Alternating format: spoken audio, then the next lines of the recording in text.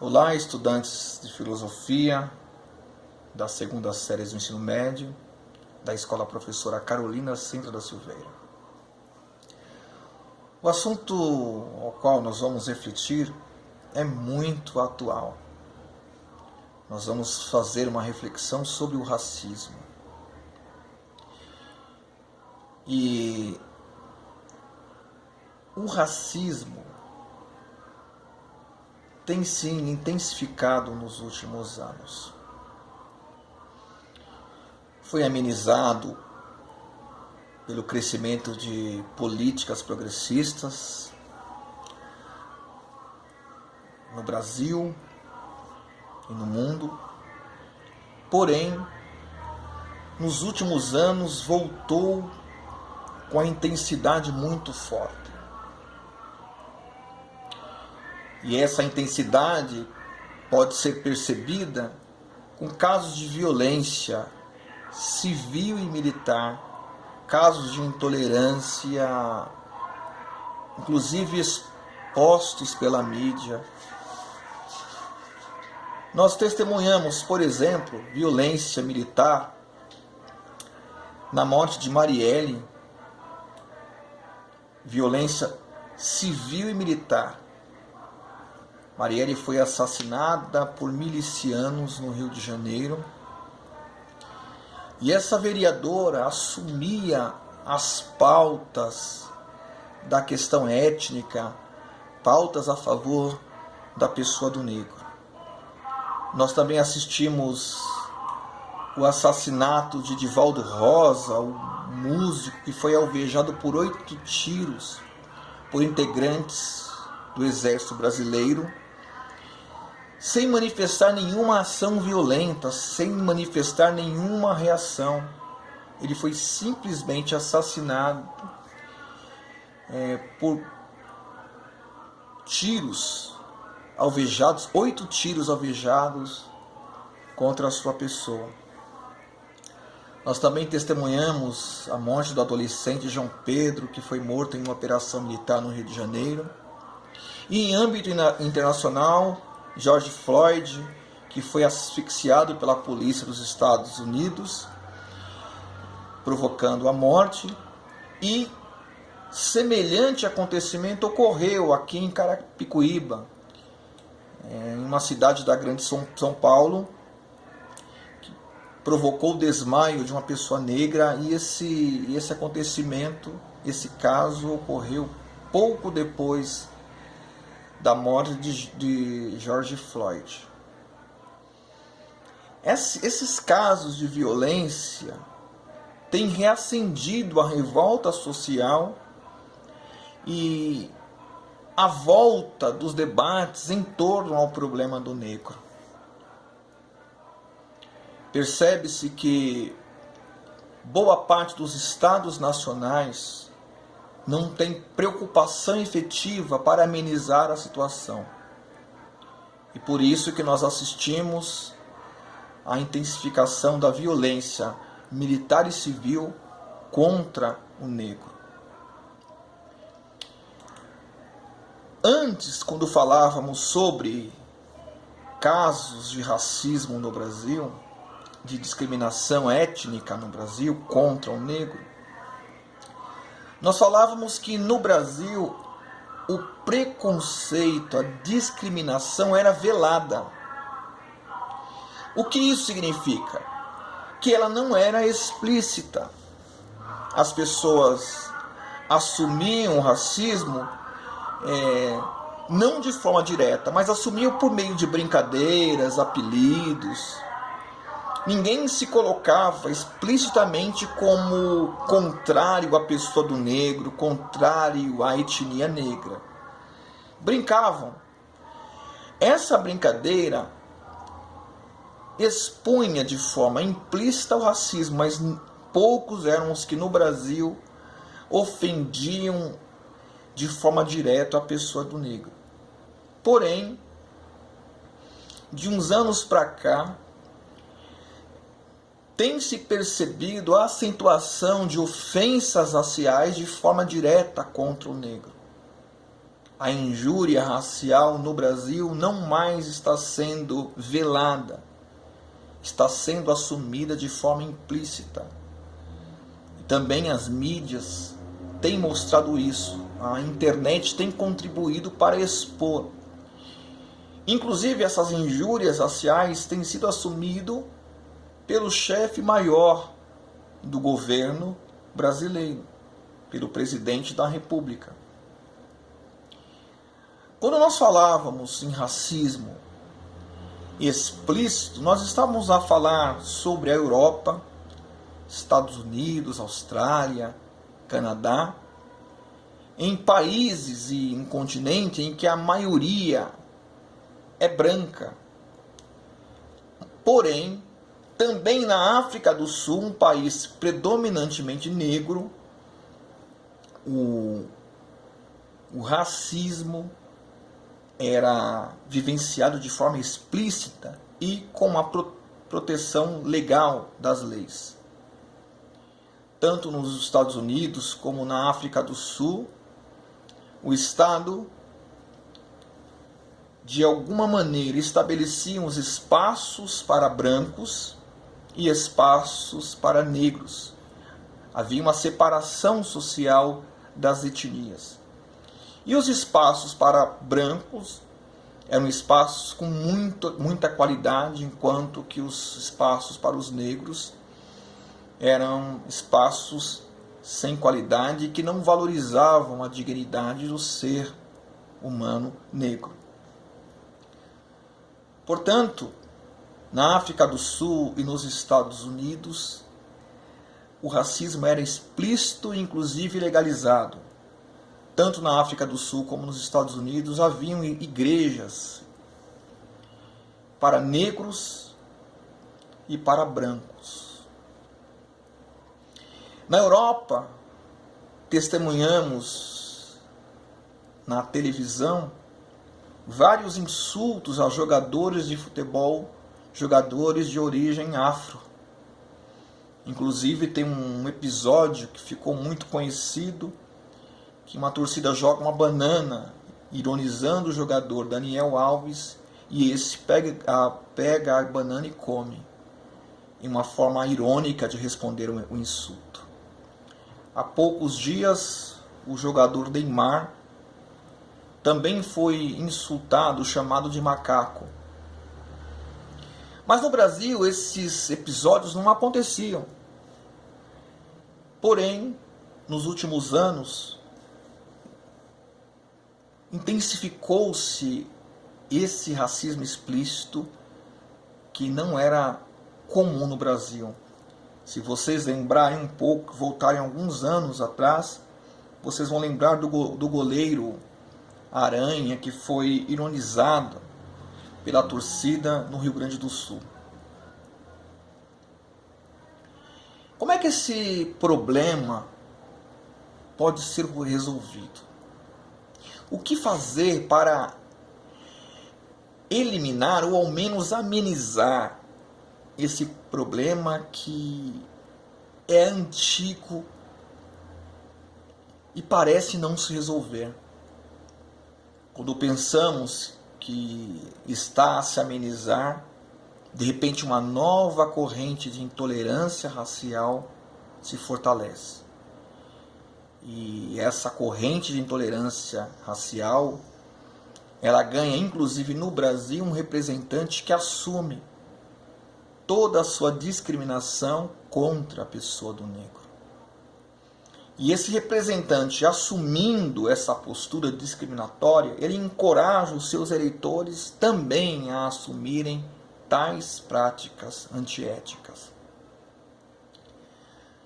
Jean-Paul Sartre, ele escreveu um interessante livro sobre o racismo. Ele fala sobre a discriminação racial. E o livro tem dois momentos. Ele fala da discriminação contra o judeu que ocorreu na Europa. Inclusive, essa discriminação redundou na Segunda Guerra Mundial. E a outra contra a pessoa do negro. E ele se firma ao propor uma saída para esse problema numa ideia assumida por Karl Marx quando fala sobre a necessidade do trabalhador de lutar pela mudança de sua situação. Marx afirmava que a única possibilidade de o trabalhador deixar de ser explorado é quando ele assume-se como explorado, quando ele assume a consciência de classe que ele é trabalhador, que ele é explorado e que ele está distante da burguesia. Quando ele assume isso, quando ele se identifica como explorado e também identifica os exploradores, essa consciência de classe vai motivar a sua luta pela sua ascensão e pelas conquistas fundamentais do ser humano. Enquanto ele não se assumir como explorado, enquanto ele não se identificar com a sua classe explorada, espoliada, ele não vai lutar. Sartre se apropria da mesma ideia de Karl Marx quando fala sobre o negro. E ele afirma o seguinte: o preto sofre o seu jugo como preto, título nativo, colonizado ou de africano deportado. E posto que o oprime em sua raça e por causa dela, é de sua raça, antes de tudo, que ele cumpre tomar a consciência. Então, assim como Marx afirma que o trabalhador tem que assumir-se, tem que identificar-se a partir de sua condição de explorado, então ele tem que assumir-se como explorado, o preto, como usa a terminologia Sartre, tem que assumir-se como preto e preto explorado. Ele tem que se compreender como preto. E Sartre continua afirmando que o preto sofre o problema do trabalho, ou seja, sofre o que sofre qualquer trabalhador. Ele deve assumir a luta do trabalhador. Ele sofre uma série de injustiças que os demais circunstantes da sociedade sofrem. Porém, ele sofre as demais injustiças, sofre as injustiças que sofrem os trabalhadores e sofre pelo fato de ser preto ou negro. Por isso, não basta ele apenas assumir as lutas comuns da sociedade. Ele tem que assumir essas lutas e também assumir a luta pela emancipação de sua cor e de sua etnia. Sem a assunção dessa luta, jamais ocorrerá a libertação, a emancipação do ser preto ou negro, como prefiro. Há outra questão também, que para que o preto se identifique com sua cor, porque há pretos que não alcançaram ainda essa identidade de classe, de cor, como trabalhadores também que não se percebem como explorados. Para que ocorra isso, para que o preto alcance a empatia por sua cor e por seus semelhantes, faz-se necessário apresentar ícones da cor, para que aqueles que ainda não se identificaram como pretos ou como negros desenvolverem um orgulho da cor a partir desses ícones. E há vários que precisam ser reconhecidos, que precisam ser expostos, para que também o preto tenha orgulho de sua etnia e perceba a possibilidade de crescimento intelectual, científico, cultural. Há hoje no pensamento ocidental e no pensamento mundial vários nomes que ganharam notoriedade, vários nomes de negros. Por exemplo, existe um filósofo chamado camaronês chamado Ashley Membe. Ele é autor da Crítica da Razão Negra e de um termo chamado necropolítica, que afirma que o Estado produz política de morte, não de vida. Esse filósofo tem sido um dos filósofos mais reconhecidos na intelectualidade atual.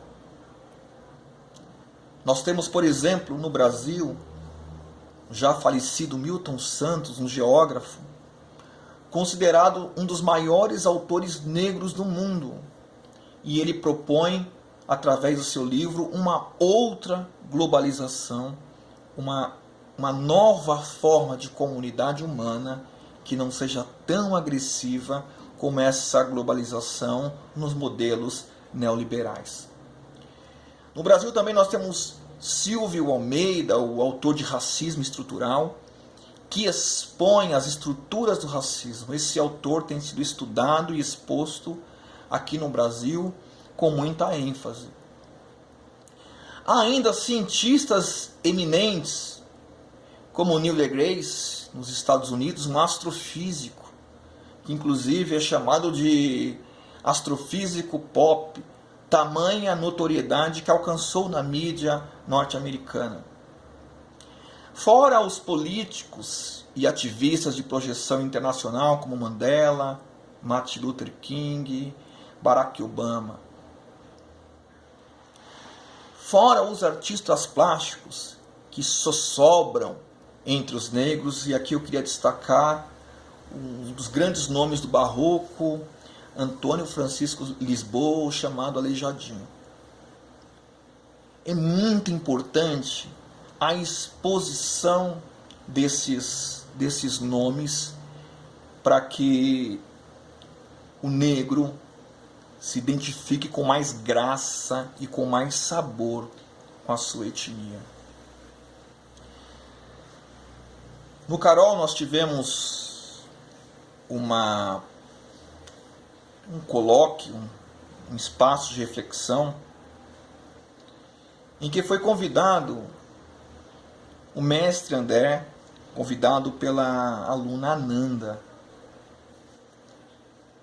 E o mestre André, ele apontou uma série de personalidades negras que estabeleceram feitos maravilhosos nas diversas ciências, na literatura. E ele, ao estimular o jovem a assumir a sua identidade negra, ele falava que esses jovens deveriam lutar.